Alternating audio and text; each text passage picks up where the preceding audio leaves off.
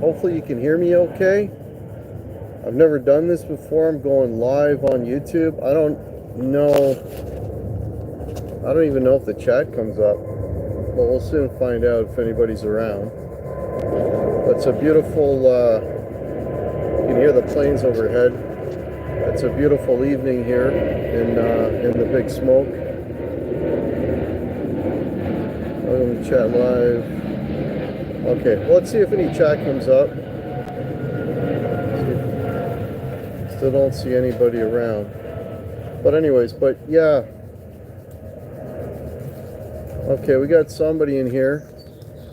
If you wouldn't mind typing something. I don't know if the chat works or not. I've never done this straight YouTube live before. It's a bit of an experiment. But if you wouldn't mind typing something, hello or something. Oh, good evening, Hack from Pueblo, Mexico. Good evening to you, sir. Tyler Patterson, how are you? Mr. Music, okay, cool. Yeah, I will do like a real live thing, probably on the weekend, because I'm not playing. I know, as much as I love doing gigs, you know, I've done too many. I did this past weekend, I did Saturday and Sunday, and it was, hey Papa Blue, and it was unbelievably hot both days.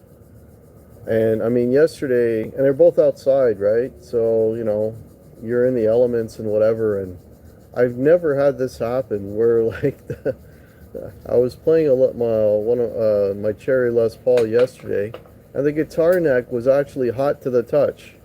Never experienced that, but that's how hot it was yesterday. And man, I just need a break, and I'm not touching a guitar for at least a week, because man, my fingers they're chewed up, man. They're chewed up, you know. When you play so much, at least I'm having this issue where I don't have any more power in my fingers to even bend a note. It's like, you know, when I get to that point, I gotta lay off it for a while.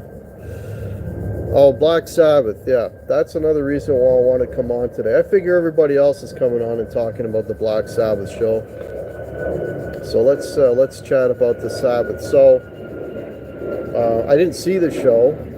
I didn't stream it live because, like I just mentioned, I was playing my own show somewhere. But what I did do is, I mean, if you go on YouTube, you can pretty much see everything. And so I won't say I've seen all of it, but I've probably seen about 80% of it. Hey, Gunnar from Seattle, welcome. So I'll start with the bands that I did see. You know, and again, on YouTube, you can see whatever the people saw, right? Like the actual, you know, it was good quality and sound and cameras and all this stuff, right? I saw Hailstorm. Is it Hailstorm? Hailstorm. Yeah, Hailstorm. Lizzie Hale. Saw them. Man, can that girl sing. All kinds of power and raunch in her voice. And the band was fantastic. The performance was fantastic. The Perry Mason cover that they did was really well done. The guitar player was great. The drums, everything. It was just... That was a really, really good show. Hey, Russ. Steven Tyler. Yeah, I'll talk about Steven Tyler here in a bit. I thought they did really, really well. Now, I'm not a I mean, shit, the fact that I not even sure the pronunciation of the name proves it. I'm not exactly a Hailstorm fan. But you know what? I mean, I might check them out because they really impressed the hell out of me. Hey, Paul, how are you? Jakey Lee back on stage. Yeah, I'll mention that here in a minute. So Hailstorm was really, really good. Really impressed with them. I saw the Tool. Again, I'm not a Tool guy, but that first song they did, 40C. Again, I'm not a Tool guy. I don't even know the name of the song, 46.2 or whatever the hell it's called. It was phenomenal. I thought their Sabbath cover was great. I can't recall the song they did, but it was really good. The last song they did, again, I'm not a Tool guy, so I didn't know it, but I thought they sounded really good and they played really, really well. So I thought Tool was good. Metallica, I saw them. There was a couple of flubs, you know, with Kirk, and some of the timing was off at times. But you know what? I mean, when you got a band like that that's been together so long, they just know how to cover. You know what I mean? It's not like, you know, everybody stops because there was a mistake. They just power through. And I mean, you know, some of the material they play, I mean, at that speed and intensity, you know, I mean, and then Kirk's got to, you know, fly up the neck, whatever. But I thought Metallica was really, really cool. I thought they were great. Oh, was it Hand of Doom? Okay. What other bands did I see perform? Oh, Rival Sons. Holy shit. My God, what an amazing band. I actually, on the end tour, the Sabbath end tour, the show that I saw, I don't know, I don't know how many shows they opened for them, but Rival Sons opened for Sabbath, and I'd never seen Rival Sons before, and that guy's voice, man, is just something else. He's got unbelievable power, and he just sounds phenomenal. And a guitar player, I mean, that whole band was just fantastic. I really, really dug Rival Sons. I thought they were really good. I'd say the top performances band-wise, again, okay, so I'm not including Slayer because I'm not a Slayer guy. I didn't bother with Slayer. I know, just I'm not a Slayer guy. I'm not an Anthrax guy. I didn't see them.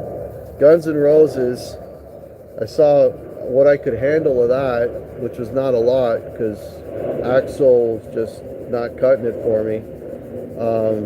But yeah, but of the ones that I did see, I think Hailstorm, Metallica, and Rival Sons were, and then Tool. I thought those they were all really, really good.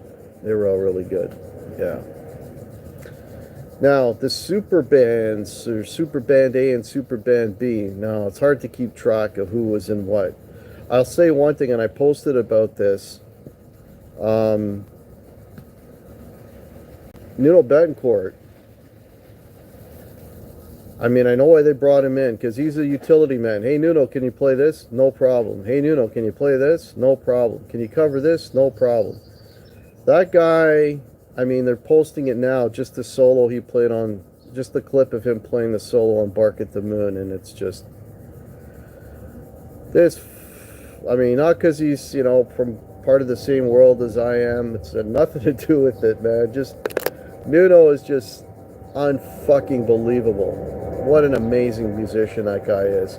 And it's in his bones and his body language and everything, you can tell he's just like, so dialed in everything he does. Yeah, Alice in Chains, I tried doing the Alice in Chains, but I couldn't. I've never been a big Alice in Chains guy either. The new singer was okay, but the backup vocals were missing on Jerry Cantrell, and it just, I don't know, just turned me off. So I didn't watch the Alice in Chains all the way through. I didn't watch the Pantera either. I watched the beginning. They opened with Cowboys from Hell, and I don't know. I don't know. I can't do Zach playing Pantera. I know he's doing an amazing job, and this and that. And I know Zach's phenomenal and all that, but I don't know. For me, it's a square peg in a round hole. I can't do it. Yeah. But yeah. So the super groups. Somebody mentioned Billy Corgan. Yeah, Billy Corgan, I mean, let's face it, he's not a real good singer to begin with. Him doing Breaking the Law was not a good fit. Maybe if they got something a little more in his range, that might have been a little bit better. Musically, though, the band was cool. I mean, they played it well and all that, but and I got to mention, too, KK was playing his ass off. I was really... When KK went off there at the end, and he was just going for it, on the second song, not Breaking the Law, but the second song, which I can't remember. But KK was fantastic. I thought he was really good. What else? Again, I mentioned Nuno. The other guy, the other standouts, that Youngblood guy doing changes. I don't know who Youngblood is. I understand he's more of a pop guy. But Billy Snorrigan. Hey Nelson. Tim Henry, how are you? That Youngblood guy doing changes. I mean, that guy had power and range and just showmanship. I mean, he just came up on that stage and just owned it. He was really, really impressive. I was very impressed with that guy. Yeah, Tyler. So what? Speaking of Nuno playing Bark at the Moon, apparently what I heard or read somewhere was Jakey Lee starting to get some arthritis in his hands, and he didn't feel that he could execute that solo, so he played, I guess, stuff that was easier for him to do, and that's why he didn't. He did Ultimate Sin and shot in the dark. Yeah, and there was talk about his guitars being out of tune. I didn't really pick up too much on that. You know, I thought it was all right. At least it sounded good in the mix. Yeah, Youngblood was phenomenal. When Lizzie Hale came out, actually she sang Ultimate Sin, right? She was really good on that one as well. Man, that girl's got a voice on her. You know, I can't go on enough about her voice, but it was fantastic. So Youngblood. I'll get Steven Tyler thing. You notice Steven Tyler was the only one not to do a Sabbath song, which is okay because it's Steven Tyler. The Train Kept a Rolling thing, and I brought out Ronnie Wood for that. I don't know. You could tell it was unrehearsed, and Ronnie wasn't really prepared for it. You know, it took him a while to get his slide out of his pocket, but I mean, it's Ronnie Wood, right? But Nuno again when they did Walk This Way, and Nuno's playing again, no perfect, all the lead parts in that, the middle solo and the tag out. It was fantastic. Steven Tyler sounded really fucking good. Hey Cushman, I thought Steven Tyler sounded amazing. And you know the tag out on Whole Lotta Love was pretty cool. So that was a nice surprise. Steven Tyler coming out. Yeah. Tobias Forge or Papa 17 or whatever he is now. I mean, I kid. I do like Ghost. I thought he did all right. You know, Bark at the Moon was the song that he sang, from what I recall. I just mentioned Nuno's solo was unbelievable. But I thought he did pretty good. I thought he did okay. I mean, his voice wasn't really suited to that song per se, but, you know, I think he did okay. I don't know. Am I forgetting anybody? Oh, Sammy Hagar doing Flying High again. Yeah, I think, I don't know, either Sammy wasn't real familiar with the song or maybe it was a little bit out of his range. That was a little bit shaky, but when they did Rock Candy, you could tell he was home and he nailed it. And the band was fantastic. Just fantastic, you know. The other guy really impressed me musician-wise was Travis Barker. I'm not a big Blink 182 guy, but man, can that guy play the fucking drums. Holy shit. That guy, I don't know, like, I mean, Chad Smith's a great drummer. I mean, you know, all the guys are great. The Tool guy, they're all great drummers, but something about Travis's playing, I just thought he had, I don't know, maybe a little more of a groove. I mean, mind you, Chad laid down a pretty heavy groove for, that groove he laid down for Walk This Way was bang on. But, yeah, it was, you know, I mean, there was a lot of highlights there, you know. And then, of course, you know, when Ozzy comes out with, and he had, I believe that was Tommy Clufetos was playing drums. That was the guy who played drums for them on the End tour. If I'm wrong about that, somebody correct me, but I think that was him. I don't even recall who the bass player was, to be honest with you on that. Oh, I got to mention too, Rudy Sarzo, man. I love Rudy Sarzo. He was really, really, really cool. Cool to watch him. I just saw Rudy Sarzo not too long with Quiet Riot here locally, and Jizzy Pearl was singing. He was going to sing No More Tears, but Ozzy was going to sing it, so Sammy went with Flying High again. Yeah, yeah. I mean, you know, you gotta, like, one thing because I just did it yesterday, I don't know, I'm trying to compare myself with these guys, but when you're doing these types of shows where you have a backline and you have bands coming and going, you know, these guys are showing up and it's like, okay, go, and it's not their gear. They haven't really had time to sound check. It's all kind of rushed. So you got to cut a little bit of slack for some of these guys' performances. Maybe, they were singing and the monitors weren't working or something. It's different when you go see an actual show and it's one band playing and it's their crew and everything else. So, you got to cut them some slack for that. That's for sure. And Miss Tommy Aldrich, yeah, it's surprising he wasn't playing. Why they used Tom? I think his last name's Clufetos. Yeah. He was the guy from the End tour, right? Anyway, but yeah, you know what? So, I mean, apparently a lot of people knew Ozzy was going to be sitting on the throne. I didn't know. I figured he might try to stand or maybe stand and lean against something, but him on the throne was fine. His voice, man, and this is what gets me. I'm starting to see videos about, that wasn't Ozzy singing. That was, he was playing to a backing or singing to his own tracks or something like this.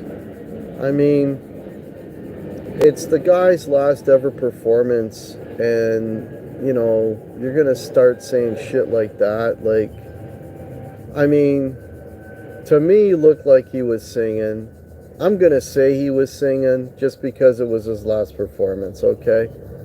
And I mean, and he only did what was it, 5 songs and then 4 with Sabbath or something like that. I think he was singing. So see Bill Ward look old, but he gave the best. Ozzy at times wanted to. Yeah, you could tell Ozzy was really trying to like get himself out of the chair, and but that would have been disastrous. Imagine if he'd gotten up and then fell down. That would have been horrible, right? So I'm sure it was best him staying in the chair. But like I was saying, of course, I mean, Zach sounded great playing those songs because they were Zach's songs for the most part. Except Suicide Solution and Crazy Train. Yeah, those two were Randy tunes. But he did a great job. The pinch harmonics, the squealies, all that stuff. I mean, that's part and parcel of what Zach does, right? But it sounded good. Like I said, Mom, I'm coming home. The first lines, his voice was cracking, but that's just because he just said something to the crowd and he was getting emotional. Because as soon as it got into the higher registers, he had the push. He was in tune with the music. So, but I thought Ozzy did really well. I think he did really, really well. And for the final bit, Sabbath, a couple of things that I noticed, and again, these guys are older guys, but to me, the tempos were slow. I mean, that's not a revelation. I think everybody picked up on that right away. The tempos were slower than usual, and I thought maybe that was intentional, right? Make it easier for Bill to play. He doesn't have to play so fast. Maybe Ozzy to get the words out. So the tempos were slower than usual. I think Paranoid kind of sounded a little bit behind. Just sounded a little slower than usual. And, there was an instance in War Pigs where Tony's looking at Bill, and I think they were out of sync. and Tony was having a hard time.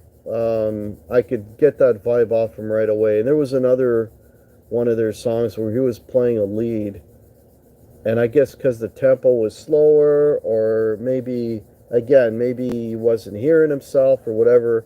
But there was one solo he played where he just sounded like he wasn't in the moment. He was out of it. You know, he wasn't. I don't know. It just didn't. It was out of time with what he was doing, or it looked like he was kind of searching a little bit. You know, and I mean, you know, again, this is not. I'm not saying this is a slight to Tony. He's one of my favorite guitar players of all time. But I'm thinking, you know, maybe they were unrehearsed. Well, you can tell they were not unrehearsed. They under rehearsed. They needed probably to go through this material a little bit more, get a little bit tighter. Maybe because of the slower tempo. Maybe, like I said earlier, you know, like it's a lot of bands changing quickly. You know, I can't hear myself. You know, there's no time, right? It's like go, right? So, yeah. So I thought I mean, if I was to compare the two, the Ozzy band sounded a lot more cohesive, a lot tighter. I mean, plus they're younger guys, right? And they've been, you know, I mean, they're played more recently, not necessarily with Ozzy, but you know, Zach's out there all the time playing, and I'm sure Tommy's playing and all that. So maybe they were a little bit out of practice. You know, Bill Ward did okay. Again, his tempos were off, and there's a couple of shots he was missing here and there. Some cues, maybe that might have been another reason for Tony to kind of be a little bit a fish out of water. But as I mentioned before, you know, and Metallica had, like I said, some slip-ups earlier, but because these guys are so good, the train doesn't stop. You know what I mean? They keep going. You know, these are professional guys. You know, they're not, you know, it's not one mistake and then it's you know, they fall off the cliff. It's just like it's like a little blip and then they're back on again, right? You know, because they're just, I mean, they're the real deal, right? So, but, yeah, they were lost for a hot minute. Yeah, but again, it was a hot minute. It was like, you know, I mean, you know, for I guess maybe for the general public, you know, they probably didn't pick up on that. Like you know, you know, anybody that listens to a lot of music or plays guitar or plays any instrument and plays in bands, you kind of can tell right away. You can sense this stuff right away. But, you know, I bet you a lot of that stuff just went over most people's heads and they didn't pick up on it. But like I said, I mean, they recovered instantly, right? Because it's just that good. So, yeah, I got 8 thumbs up. Yeah, hit the thumbs up, folks. And thanks everybody for being in here. And thanks for helping me get to 5,000 subscribers the other day. That's much appreciated. Like I said, I'm available. I'm not playing this Saturday, so most likely I'll be doing a live stream, a proper live stream, not outside, indoors, and hopefully by then my fingers will start working and I can play guitar again, because right now I'm done. Yesterday was also ELO's final show. Oh, okay, I didn't know that. Yeah, everybody is funny because before this Sabbath thing, all you heard about was the Oasis reunion, because I think Oasis launched their tour on Saturday or within a day or two of the Sabbath thing, and then no more Oasis talk. It was all Sabbath talk. But I think I mentioned everything I wanted to talk about. I got a problem with how high Tom Morello wears his guitar. Dude, it's got to be on the belt line or below. That's just me nitpicking, but you know, yeah. I was hoping they would play the song yeah, Tyler. Everybody was mentioning that, you know, why they picked the songs they picked and why they didn't do that one, right? I think the one nobody expected was NIV. They had to do Iron Man, they had to do War Pigs, they had to do Paranoid. Those three they had to do, and I would say, yeah, you're absolutely right. For the fourth one, it should have been Black Sabbath. You know, closing with Black Sabbath, right? That would have been apropos, you know. First album, name of the band, they finished back to the beginning, literally, it would have been back to the beginning. Bill taking off his shirt. Yeah, just don't look. Hey, got news for everybody. Nobody's going to be that pretty when you're old. We're all going to look like that at some point. So I'm already partially there, or if not more. So it is what it is, man. But, you know, whatever helps them to get comfortable. But there you go. Yeah, is there anybody I'm forgetting to mention here? Trying to think. I mentioned Tool. I mentioned Lizzie Hale. I gotta say, outside of Axl singing, Guns N' Roses sounded really good. The band sounded fantastic, but maybe with a better singer. Yeah, just saying. But maybe his voice was shot. Maybe they had a gig the day before. Who knows? No, I'm not a Mastodon guy. I like some of their stuff, but I don't know. Lamb of God was another band that I didn't watch. I kind of cherry picked.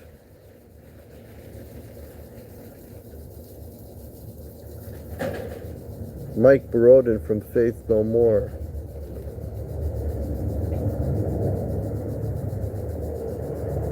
Okay, what? I don't understand that comment. Tim?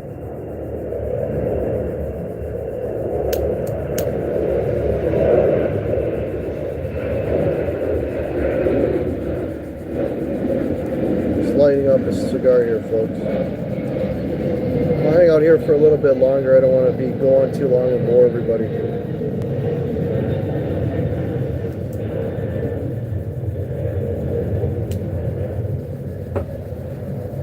Drummer Mike Borden. Okay, who was he playing drums with, Tim? Well, there was that guy. Who was that guy that had the drummer that had the mask on? And he had like a mask on and he had something hanging underneath. Like, was he part of Ghost, that guy? Like, I don't know who that guy was. I forget his name, too. It was an odd name. Who would love to be there is Bob Daisley. Yeah, oh, yeah. It would have been nice to have Bob Daisley, you know. Well, what would have been, I mean, any of the Blizzard of Oz things or Diary things would have been nice to have him playing on that stuff. Yeah, well, you know what? You didn't get Bob Daisley. You got Jakey Lee. You know, that was a kind of a surprise because there's a lot of bad blood there too, eh? You know.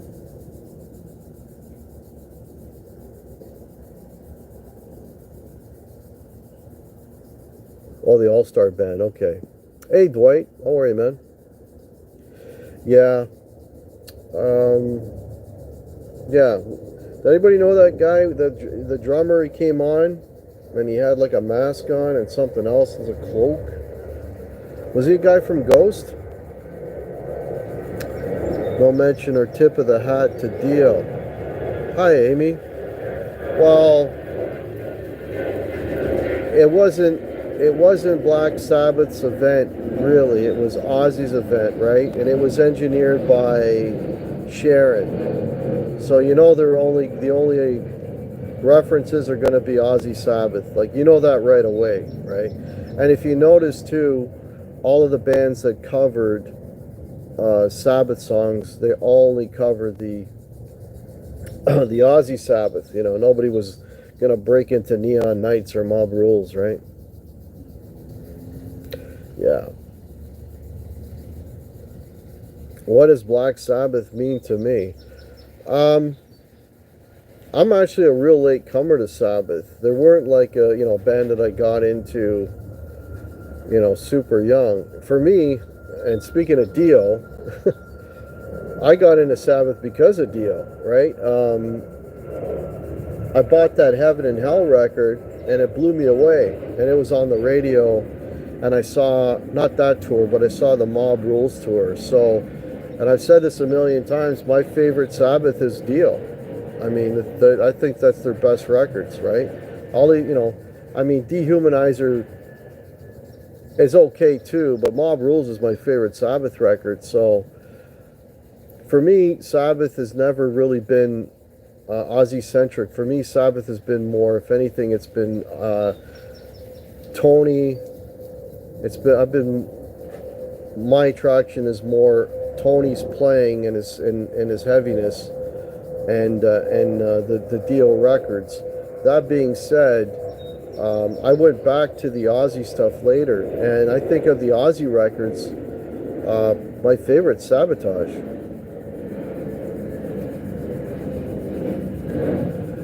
Tim, yeah, when they were doing Crazy Train, they had Randy Rhoads' video, and I think they even synced it, right? They synced Randy Rhoads playing Crazy Train to Zach playing Crazy Train in real time. So they synced the video up. So yeah, there was a nod to Randy Rhoads on Crazy Train. At least on the video behind Ozzy. So, oh yeah, they weren't going to forget that. I mean, that guy's responsible for Ozzy's career, I think. Those first two records, man. What's amazing is Ozzy's best two albums, and I'm only speaking for myself.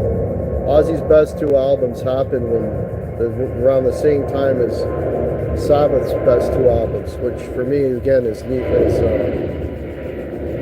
Mob Rules and Heaven and Hell.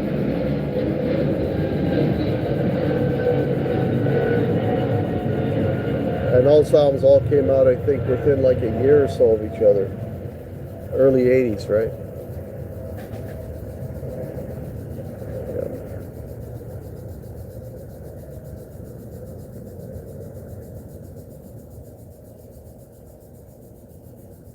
All right, been in here half an hour. If anybody's got any last things they want to mention, again, I'll probably be doing a real live stream come Saturday. So keep an eye out for that. I got 17 in here. Thank you so much for doing this. I've been thinking about doing this for a while, but I've never tried doing the YouTube live, but it seems to be working okay. So the question yet, maybe you have, what does Black Sabbath and Ozzy mean to you? Oh, I thought I did. What does it mean to me? Well, for me, it's more. A better question for me was what is Dio, Tony Iommi, and Ozzy? Ozzy for me is about the solo records. Ozzy for me is about those first two records, The Blizzard of Oz and Diary of a Madman. That's like the best heavy music there is. That shit I can listen to anytime, and it transports me back to like when when those records came out. What would I have been? I don't know, how old was I in 8? 14, maybe 13. And Sabbath, for me, Sabbath is Dio and Tony Iommi, because that's when I got into it. So that's like some of my favorite music of all time. I mean, I'm not going to say I didn't get into music because of them. I was already into music because of them. I don't play guitar because of them. It's nothing like that. They don't have like an earth, or not an earth, like a life-changing thing to me. It's the music that I love. My fave Sabbath is Heaven and Hell and Mob Rules.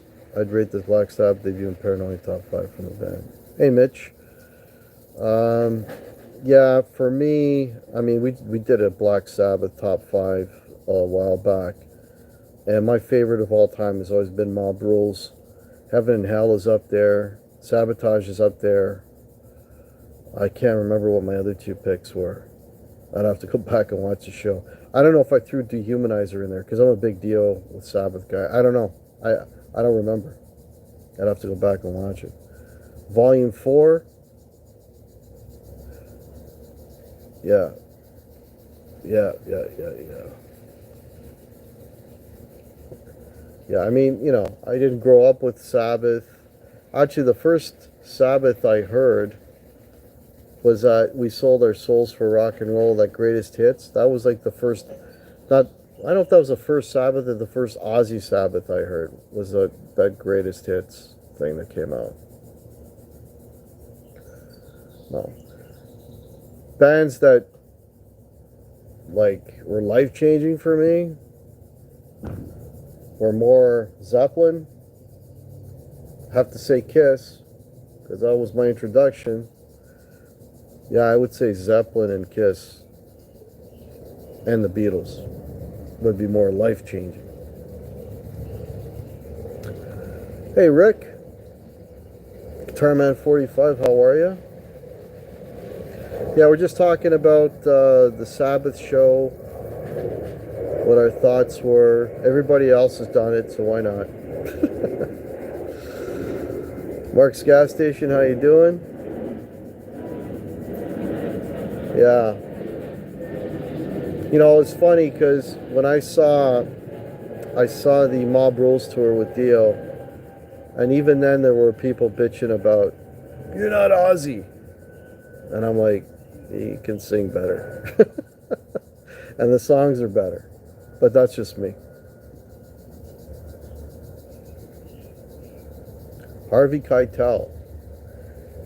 Only if I had his money.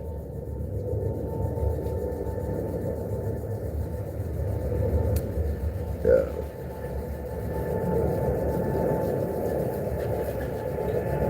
That's so cool, Russ. That is very cool, man. I was a little bit young for that.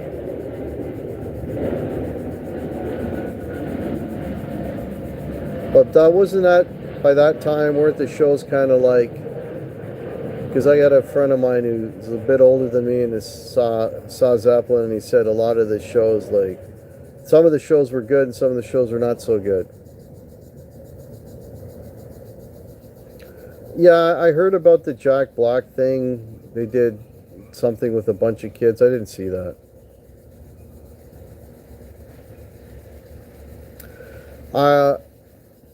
I did listen to one recent record. Amy, don't ask me which one it was, but I thought it was pretty good. Yeah, I forget which one it was. Is there one called Circle or something? I'm so terrible with names. Circle something or other. Yeah.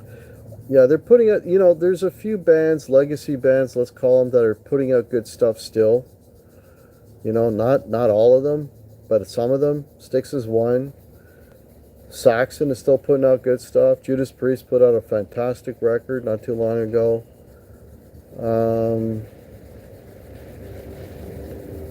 There's a few bands out there still putting out good stuff.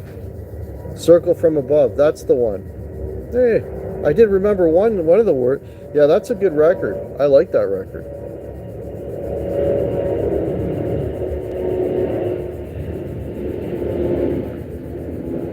Circling from Above My Bad.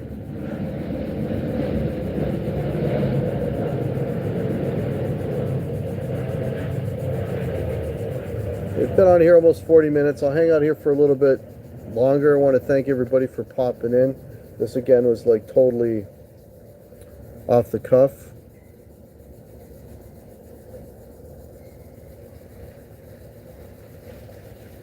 Might do this more often, seeing as it's so easy to do. Like I said, I'll be doing a proper one here, live stream indoors with good sound, not hearing planes overhead. I'll be doing one on Saturday. Yeah. Just got out of the shower. My hair's all over the freaking place here. Yeah. Anybody else got any other things I want to mention about the Sabbath show or anything else before we wrap this up?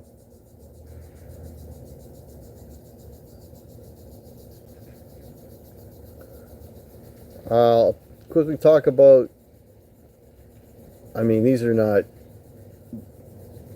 a band that, an old band that I just started listening to and I'm really, really digging. You know, I'm very, very late to the party. But there's a band called Bebop Deluxe. And I'm probably going to be doing a ranking show with that band at some point. But they put out 5 records. And Bill Nelson, who was basically his Bebop Deluxe, really. Singer, wrote all the songs. I mean, if you're a guitar fan, listen to this guy. This guy's unfucking believable guitar player. And I would say if you only wanted to listen to one record of theirs to kind of get a real taste for that, listen to something called Sunburst Finish by Bebop Deluxe. Phenomenal record. Absolutely phenomenal. Oh, some of the camera work. Yeah. Yeah, sometimes they'd be on the singer when the solo was happening, and then they'd be on the guitar player when the singer was happening. Yeah, there was a little bit of that. Yeah, a lot of heads getting cut off. Notice that too. Yeah, but you know what? All in all, it's a massive undertaking to have all those musicians and all those bands and all those quick changes and whatever. And it ran relatively smoothly. Whether you enjoyed all the performances or not, it did run relatively smoothly. You know, I mean, that's a huge undertaking, right? You know, multiple drum sets, multiple amps, you know. Yeah, that's a lot going on, you know. And you know, Tom Morello, I mean, despite him wearing his guitar too high, did a pretty good job. So there you go. Yeah. All right. I don't see any more comments coming in. I think I'm going to call it a day. All right. So if you're around Saturday, this coming Saturday, probably 9 p.m. Eastern, I'll be doing a live stream. So come check that out. Please hit the thumbs if you're still in here. If you're new to the channel, hit the like and hit the subscribe. That would be appreciated. This was kind of cool and easy to do. I might do more of these if I get something to, some fat to chew on, to chew the fat on, whatever you want to call it. But yeah, so check it out on Saturday. Hit the like and subscribe. If you want to support the channel, the links are below. Thanks guys for hanging out. Have a good one. Cheers. Now how do I stop this thing? Oh, there it is. All right, take care.